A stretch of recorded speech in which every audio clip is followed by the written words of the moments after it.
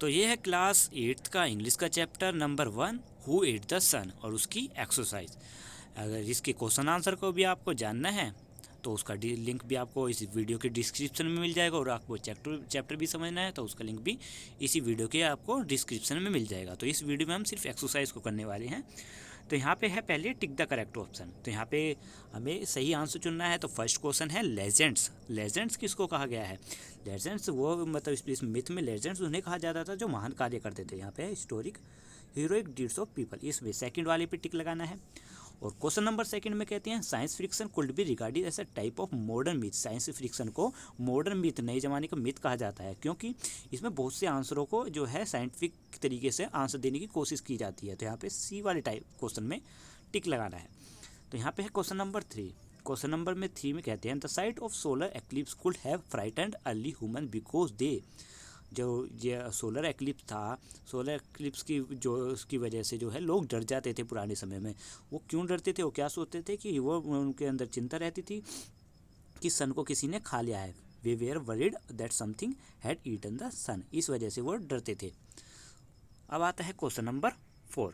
Question number 4 में कहते हैं most solar eclipse myth talk about something eating up the sun because. तो यहाँ पे आंसर है आपका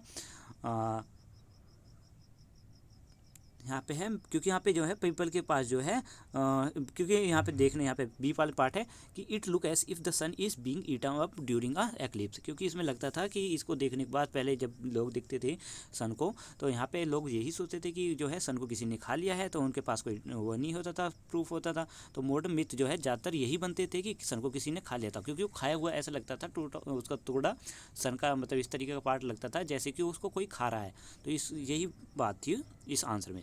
तो क्वेश्चन नंबर 5 में कहते हैं the eclipse myth of Batammaliba people is different because it's. इनकी जो मिथ थी, इस इन लोगों की जो मिथ थी वो जो है सबसे डिफरेंट थी। डिफरेंट क्यों थी? क्योंकि इनकी जो मिथ थी उनमें शांति मतलब दोस्ती की बातें कर रहे थे, मून और उसकी क्या कहते हैं सन की, ठीक है, इनकी दोस्ती शांति की बात करते हैं, और पॉजिटिविटी मतलब इसमें पॉजिटिविटी देखने को मिलती है उनकी।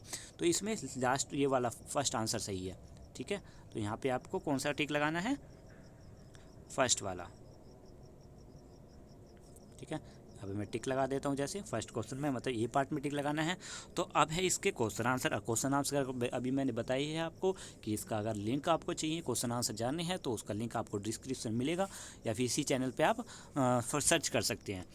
तो अब आते हैं क्वेश्चन नंबर डी में। डी वाले पार्ट में ये कहते हैं कि इन जो लाइन्स दी हुई हैं इनको नंबरिंग दीजिए कि कौन सी लाइन पहले आई है। तो पहले यहाँ पे डिफाइन अ मिथ, फर्स्ट जो लाइन थी वो था डिफाइन अ मिथ। पहले मिथ को समझाया इस चैप्टर में, फिर पूछा कि मतलब फिर बताया कि वाई ह्यूमन नीड्स मिथ, मतलब मिथ की ह्यूमंस को क्यों ज़रूरत होती थी। फिर है इसमें सोलर एक्लिप्स के बारे में बताया कि सोलर एक्लिप्स के बारे में मिथ कैसी थी, और फिर सोलर एक्लिप्स के एग्जाम्पल में मिथ के एग्जाम्पल्स भी बताए। तो इस तरीके से, सॉरी ये उल्टा हो गया अपोजिट, यहाँ पे थर्ड था example of solar eclipse. Solar eclipse के मिथों के बारे में बताए एग्जाम्पल्स के। फिर है why there are myth about solar eclipse, मतलब इनकी मिथ जो है सोलर एक्लिप्स के ऊपर क्यों होते थे। तो ये फोर्थ पार्ट आया था, ठीक है। इस तरीके से हुए हैं।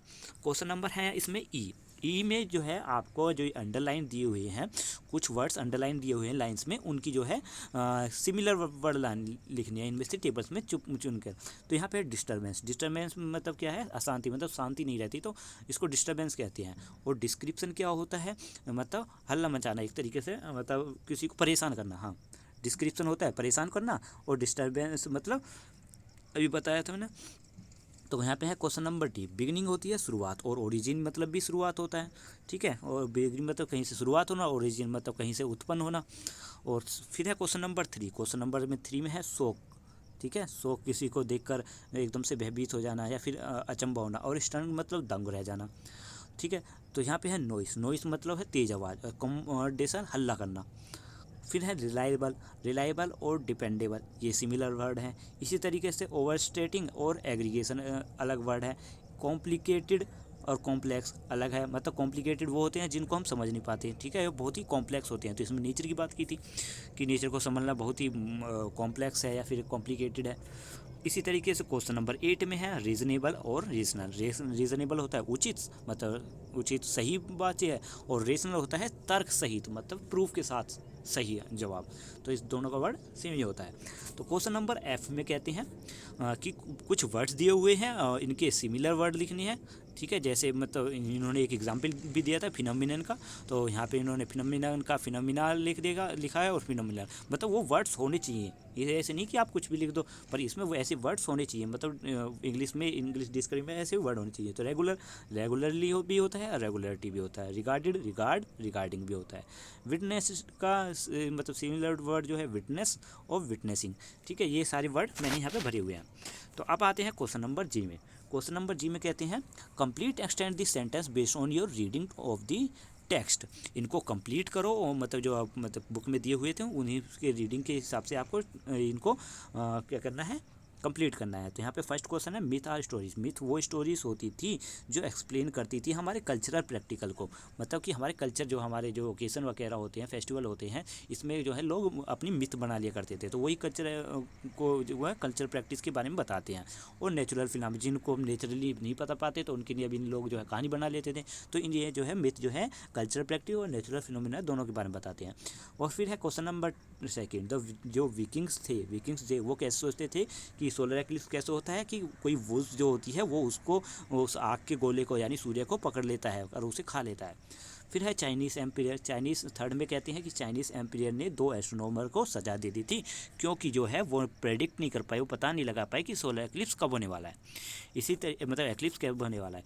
The Chinese create a common during an eclipse because they believe that invisible dragon ate up the sun. तो यहाँ पे चाइनीज़ जो थे वो क्या सोचते थे कि किसी इनविजिबल ड्रैगन जो है वो सन को खा लेता है। अब क्वेश्चन नंबर 5 में कहते हैं the amrit could slide down this throat. मतलब विष्णु यहाँ पे थे, जो विष्णु भगवान थे, उन्होंने राहु जो था उनका सिर काट दिया था, जिससे कि जो है अमृत उनके गले से नीचे ना जा पाए।